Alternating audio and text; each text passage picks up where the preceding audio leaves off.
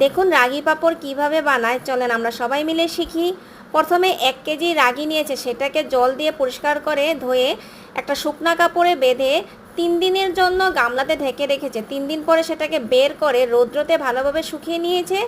সেটাকে পাউডার করে ছালনির সাহায্যে ছেলে নেবেন। আপনারা ভিডিওটা এন্ড অবধি দেখেন কিভাবে বানায় পাঁপড়টা।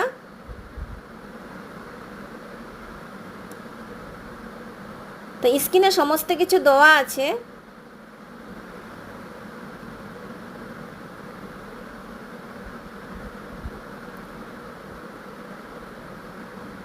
আপনাদের যদি ভিডিওটা ভালো লেগে থাকে অবশ্যই একটা লাইক দেবেন।